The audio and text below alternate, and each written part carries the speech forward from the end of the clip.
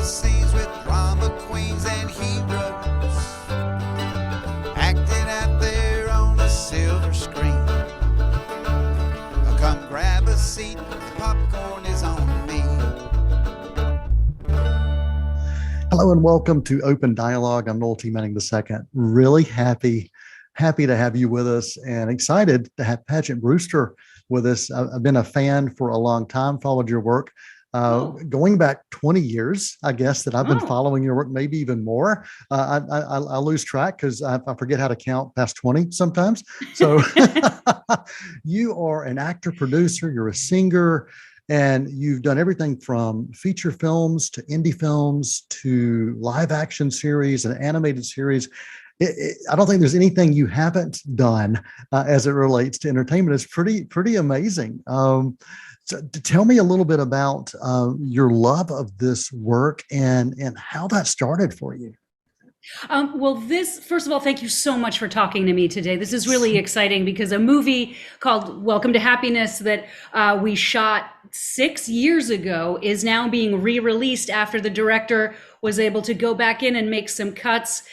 He didn't make it 3 hours long like a lot of director cuts. He actually removed 15 minutes. But it's such a windy story. It's very complicated and sort of fantastical and sometimes absurd. I got involved because Molly Quinn, the actress who played Castle's daughter on Castle, she and I are friends, and we were doing a live stage show together, and she sent me the script and said, "Hey, will you read this? I think you'd be great in this part." And I thought, oh no, there's no money, and it's an indie film and a first-time director. Oh, this is going to be bad. And I read it, and it was great. And then I sent it on to Keegan-Michael Key to read the part. I think his character's name is Proctor. And I was like, listen, it's just, I'm doing it, Molly's doing it. And I love the script, but no pressure. I know you're busy, but check this out and see if you like it. And then he loved it too. Because it is rare that you get really great scripts, really great material. And nobody needed to be the star. Everyone was just like, I want to be a part of the ideas that this director is looking into. And so he's now made it better, which is interesting because the movie is about, what if you could go back in time and change something? He's actually, gone back and re-edited his movie. So it's a little meta. Well, and that is a rare opportunity to be able to go back and do something like that. And you mentioned Keegan-Michael Key, and you'd worked with Keegan previously, correct? Yeah, a couple of times. I was on Key and Peele for one sketch, and also we did and sometimes still do on Zoom a live stage show called the Thrilling Adventure Album, and it's in the style of old timey radio, but it's all new scripts. And Paul F. Tompkins and I played drunk married mediums who deal with mummies and vampires and the dead. Right, which we all have to deal with on occasion at different points in our lives.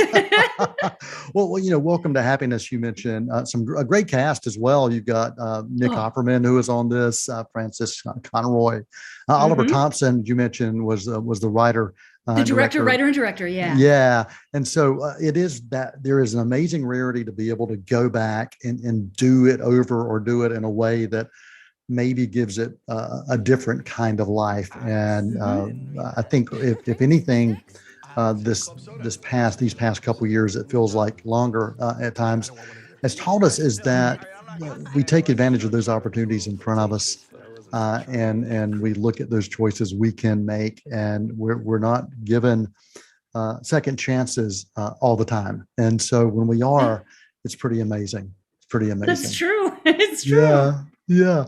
Well, and he did a great job, thankfully. Because if he had done if I thought it was bad, it would be very hard to talk to people like yourself, Noel. But he actually did a great job. And then I feel bad that I'm saying he didn't do a good job before. But the point is, I think we all need access to as much content as possible. Right. And this movie was small and really didn't get the kind of release that we were all hoping for. So now, hopefully, people can find it and get to see what is essentially a new movie. Yeah. Well, you mentioned earlier you loved that script, and there was something about that script that spoke to you. When you are presented these scripts and you look at these ideas, is it character, is it story, or is it a combination of both that typically speak to you? Oh, that's interesting. Yeah, it's wow, let me think about that because it really depends on the situation. For a film, the whole film has to work. Okay. And the ideas have to be at least firm enough to support the changes that will necessarily happen when you're shooting and you don't have a permit, or that building doesn't have electricity, or what the things that can happen with a television show, especially a new show. You can see in a pilot, I've definitely done things where I thought, I love this character, and maybe the show isn't all the way there, but most pilots aren't. Usually, Right. A pilot is just, here's who we have, and this is where we are, and hurry up, and there's a theme song, and now advertisements. Like you can't build a world like that. Right, So right. that's interesting. With TV, I think I go for the character Okay. over the whole story, but with movies, it has to be the story over the character. Okay. And I've never Interesting. thought about that. So thanks for Wow. asking that question. Sure, absolutely. Well, you look at the characters that you've been able to be a part of, and I go back and look at things like Friends, of course. You had, I think, 6 episodes as Kathy, Yeah. and that is still a go-to show for my daughter and my wife. And so pretty much every day I good. go home, it's on. So I saw you last week. I just saw you last week. But Community was a series that I've just continued to love over the years. I love these ensemble type pieces. Criminal Minds that we were drawn to as well. And then we think about your work, and you've been able to be a superheroine and a villain, I guess, as well, both animated and live action. Because I look at, you've done Poison Ivy, you've done Lana Lang, you've done Lois Lane, and then you were in James Gunn's The Specials as Miss Indestructible, and here we are talking James Gunn again, who has done this rarity of crossing over from the MCU with the Guardians of the Galaxy and taking the Suicide Squad and finding success there. And I've been following his work for years, and he has a way of making ensembles just click, even in those where he didn't have the money. It's true. I believe he wrote the movie The Specials, which was Rob Lowe, myself, Thomas Hayden Church, Judy Greer, Sean Gunn, James's, I think, younger brother, who's in all of his movies, and James played a character in the movie. The movie was directed by Craig Mazin, who you know from Chernobyl, the miniseries. Was that HBO? Wait, was it HBO? It was great. I watched it. Yes. I don't know. I watch I don't know where anything is. Just speak into my remote control and say the name of what I want to watch, and as close to a robot voice as possible. But yeah, James had written the script, and I love that movie, and I hope people get to find that movie now. Maybe, I don't know, because the Suicide Squad is great. I'm going to watch that over and over and over again. And I was texting Steve Agee, who plays one of the computer guys, and then he was the motion capture actor for the shark. Okay. So he was on set with everybody the whole time doing all of the shark's actions, and he's extraordinary. He's such a great actor and a sweet guy, and I'm really happy for their success. And Margot Robbie is so incredible in that. You just watch her and think, nobody could do this but her. She's just insanely good. It's such a joyous movie. I really, I loved it. And I'm really happy for James. And he's a great guy, and he makes a hell of a movie. Yeah, and Margot does keep getting better at everything she does, and she's continued to get better in this role. Every time she performs it, there's something new that she brings to it, and you get even more character development that just continues to flow. And so voice acting. Let's talk a little bit about voice acting, because some people don't understand kind of the differences and maybe the nuances that you have to do, but you still have to put yourself out there. Do you find voice acting more challenging than being in front of a camera? Okay, that's an interesting question too. Did you study psychology? No, first of all, thank God for voice acting, because it's how I've continued to work this entire pandemic. It's all I've done is voices for animation and new shows and existing shows. I love it. It is harder in the sense that you really have to feel everything, because it's just the voice, and that's all they have to go on to animate the character and build the story. So there's a purity of acting in doing voice work that doesn't exist on camera. But also on camera, you have to hit that mark, and you have to know where that light is, and you can't shadow this person, and you're worried about how your hair looks, and you hate the shoes you're wearing. Yeah, it's just like you have a lot to worry about. Whereas voice acting it's just that one. It's two things: is the equipment working, and are you giving them what they want? And it is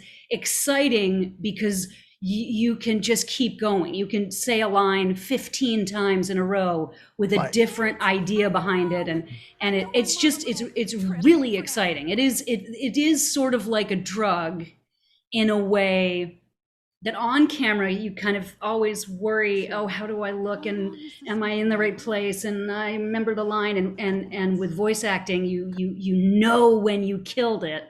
Yeah. And you can move on, and it's really exciting. Yeah.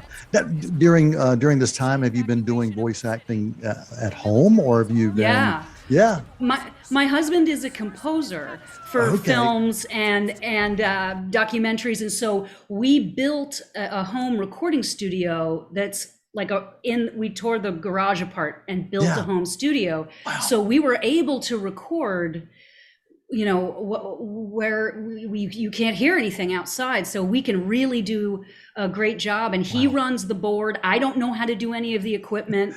I'm in a little box with a microphone, and we record with people all over the world and the country, and it's been great. I have to knock on wood. I just feel very fortunate that we had that. Yeah, and I feel the same way for folks like me that get a chance, an opportunity to speak to amazing talents like you, is that without Zoom or capabilities like Zoom, it may be a phone call, but the opportunities have been there a whole lot more to engage because of this. And I've truly appreciated it. Well, I want to go back to that first question. We've got just a few minutes, and I do appreciate it. But when was the moment that you knew this is what you wanted to do? Do you remember that? Yeah. I do. It sounds embarrassing. I'm from a very small town in Massachusetts called Concord, Massachusetts. And the town play was being cast. And so all the kids, I think I was in 3rd or 4th grade, all the kids from all the schools came into this big auditorium. And the gym teacher was auditioning kids. I don't even remember what the play was. But she said, okay, she would pick out kids and say, come up. All right, you two come up now. You're going to improvise. And we were like, what does that word mean? And she said, okay. She pointed to me and she said, you sell that kid a ring. And I was my parents are teachers, so I was only allowed to watch PBS. So my only frame of reference was Groucho Marx for some reason.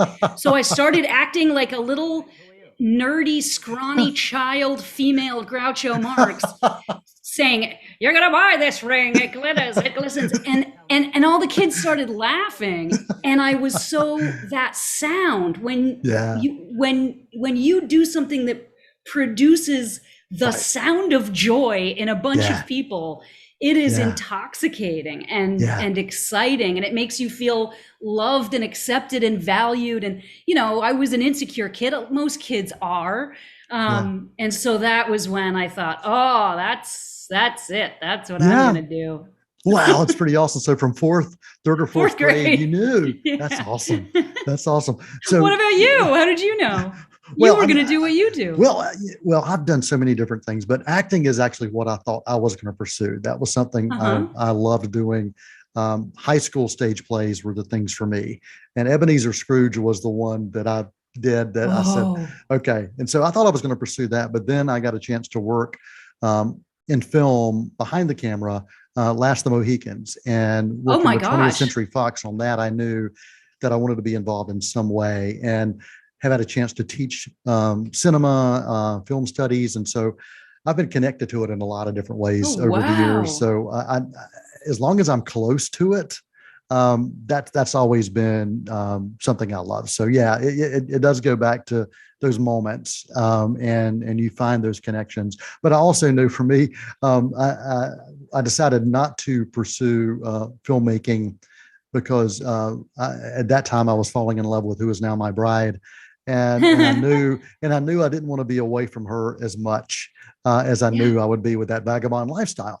And Mhm. I just made that conscious choice to marry her and continue to find ways to embrace it, and things like this, being able to do interviews that I've been doing for quite a few years now. So yeah, I think it that's all goes back. wonderful. No, because I hear you, and I have since I've gotten married to my husband Steve, I don't want to go anywhere for more than 2 or 3 months because I don't want to risk this thing that means more to Yeah, me than, you know, I don't know, an yeah, opportunity to do. I want to protect this thing yeah, that is so important to me. And we've realized like we're great together and we enjoy each other and we're so fortunate we found each other and yeah, and aren't driving each other crazy, trapped in the same house for this time. So yeah, so it's making choices all the time, making what is the best personal choice for you. And I think yeah, sometimes people,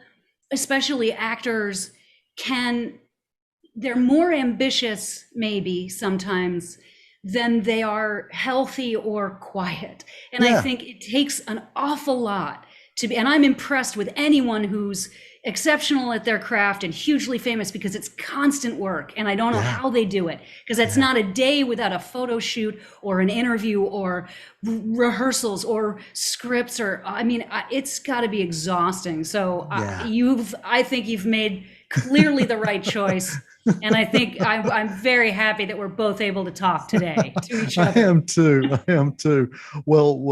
Final question Mhm. before we wrap up. Most valuable lesson that you gained over the course of these 2 decades 2 decades plus that you've been involved in entertainment and arts. Okay, it's going to sound a little corny. It's Uh, okay.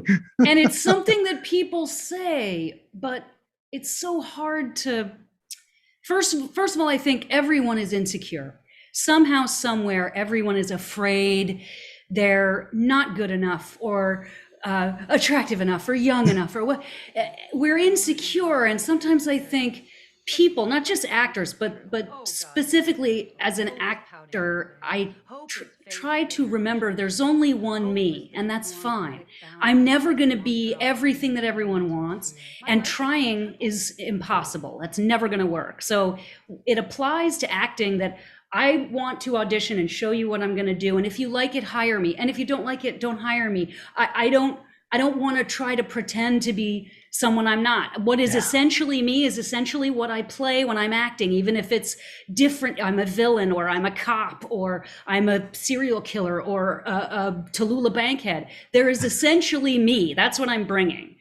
Yeah. And I'm good enough, and I'm good, and Yeah. I'm worthy because I'm nice to other people, and I'm trying very hard to be my best. And every single human being is genuinely their own them. You know what I mean? It's not just Yes. for actors, but like you're the only one of you in the Yes. world, and Yes. embrace it, because trying to be someone else, not only is it exhausting and painful, it will never work. It Yes. doesn't Be work. yourself. Absolutely be yourself. That's simple, but that It's hard. hard. It's It's hard as hard well. because Yes. we all think, oh, I'm supposed to be something else or something more. And no, just figure out what you are and be nice to other people. And Absolutely. I love that's it. I a love it. I love it. I good way to love it. I love live. it. It is. Paget Brewster, thank you so much for your time. You are Thank amazing. you. I appreciate it. The film is Welcome to Happiness. I would say the new film, but it is a new film, Yeah, But pretend it's a new film. It's a new version of a film, so that does Yes. make it new. So, any final thoughts or comments you want to share about Welcome to Happiness or anything else relating to life? I don't know where Welcome to Happiness is going to air. So you have to do what I already spoke about earlier doing, where you take the remote and you press the button that has the voice and you say what you're looking for, because I don't know where it's going to air. See, I'm not, if I was really ambitious, if I was a really smart, famous person, I would know where it's airing. But I hope people will find it and enjoy it. And thank you, Noel, so much. I really enjoyed talking to you. Oh, this is marvelous. I appreciate your time as well. Thank you. And you stay safe, stay happy and healthy. And until next time, for our viewers, this is Open Dialogue. For Paget Brewster, I'm Noel T. Manning II. That's a wrap. Thanks, Paget. Won't you come and meet me at the movies? Won't you come and watch a flick?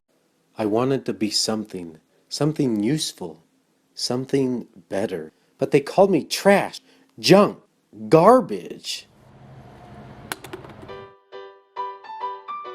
They said that I was done, that I could never be anything more. That's where they were wrong. I was going to prove it.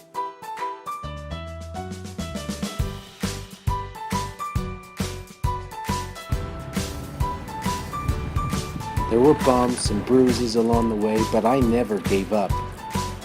Even when I felt hopeless.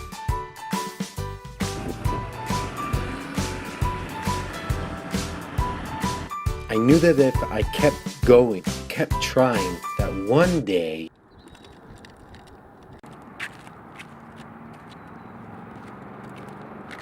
look at me now. I found my purpose.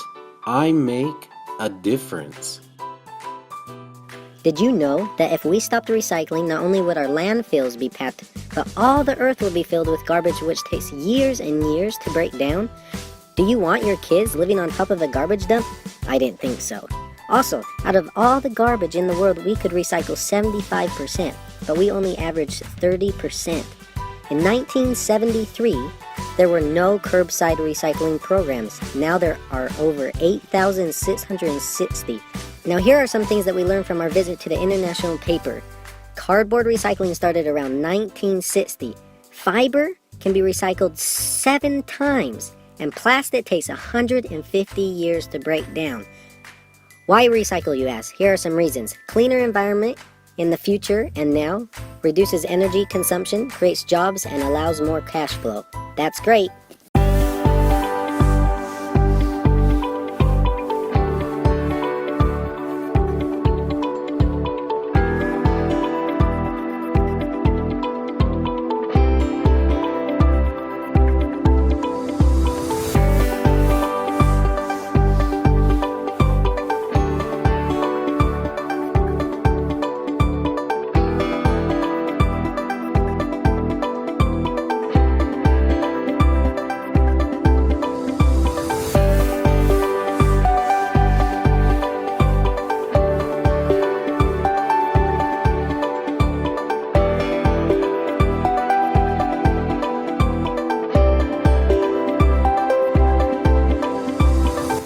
Won't you come and meet me at the movies?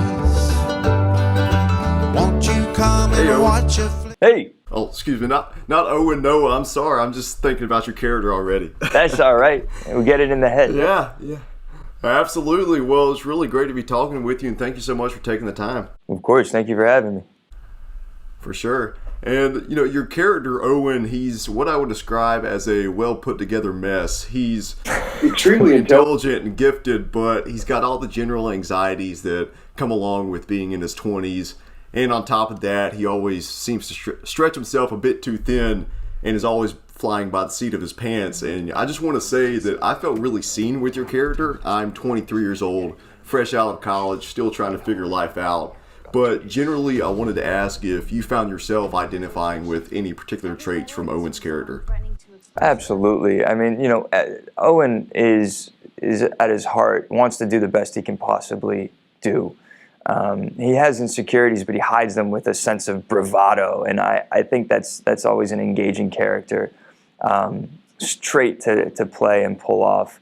For me personally, I like how he, in the face of adversity, he doesn't back down, he doubles down.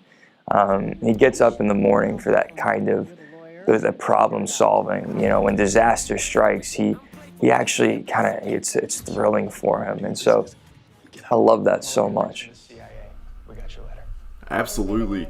And Owen gets to do a lot of really wild stunts in this series, you know, from jumping off a bridge into freezing water, or he gets some pretty scrappy close quarters combat. So were these things that you had to learn to do yourself as a performer, or were you working with a stunt double, or was that kind of a combination of the two? It was a combination of the two for sure. I'm fortunate in my career to have picked up different stunt training along the way on the different projects that I've done. So by the time that I got to Montreal to shoot The Recruit, I felt fairly prepared. But beyond that, really, the thing about Owen is that he's not a spy. He's not licensed to kill. He's definitely not trained to kill. Or to fight for that matter. So whenever he finds himself in these very dangerous circumstances, he's not supposed to look cool. He's not supposed to do a good job. And I thought that was so fun. So for me, it was more about speaking with our stunt coordinator, Alex, in depth, understanding the choreography that was set for the fights and for the stunts, and then just showing up and looking like a fool, which I had a great time doing. Yeah. Hey, you did a great job doing it as well. Thank you. And absolutely. And you get to work with some fantastic directors in this series. And of course, the show has a consistent vision through the whole season with the guidance from Alexi Hawley. But was there anything specific you noticed in working with a set of different filmmakers regarding their unique approaches to the subject matter? You know, was there a contrast in their respective styles that maybe gave you a different perspective from working with one director on one episode to another director in the next episode? Yeah, so Alexi Hawley, Doug Liman, and myself, we EP'd it. So when Doug Liman came in, AAA director, you know, the Bourne Identity, Mr. and Mrs. Smith, Swingers, Go, a legendary director. He came in and didn't just do the first episode, which is incredible. He decided to do the second one because when he read the second episode, he went, well, this is better than the first. I have to do this one too. He set the tone. I learned so much for those first two episodes, and we really adhered to his process for the rest of filming. He set the bar, he set the infrastructure, the blueprint that was to be followed. And then working, of course, with our three other directors was such an incredible experience because, like you touched on briefly, everybody has a different style and a different process. But at the end of the day, it was what Alexi and Doug and I set for the first two episodes that was carried throughout. And you can really see how the different directors step into that and leave their individual marks. No. Absolutely, yeah. As soon as I saw that Doug Liman was attached, I was immediately hooked. He's one of my favorite filmmakers, as you mentioned. His work on the Bourne franchise, all of that definitely drew me in. And, you know, before we wrap up, one quick question. Just curious, imagine if Owen Hendricks and then your character from Black Adam, you know, Adam Smasher, what if they ended up grabbing lunch together, chatting, catching up? What kind of things would they find in common with each other, and what would they find to be completely different about each other? That's really funny. I think they come from different classes. They both have a pretty lackadaisical nature about them, a pretty can-do attitude. I get big. That's what I do. And I think that Owen's definitely a bit smarter. I mean, he passed the bar for God's sake. So that's really funny, though. I would love to see that. I would love to see that conversation take place. That lunch. Well, I'm here for a combination of Warner Brothers and Netflix. Let's make it happen. You know it. Well, Noah, it was truly an honor to talk with you about The Recruit, and I really appreciate your time, and hopefully we get another shot down the line to chat about something else. Absolutely. Thank you for the time.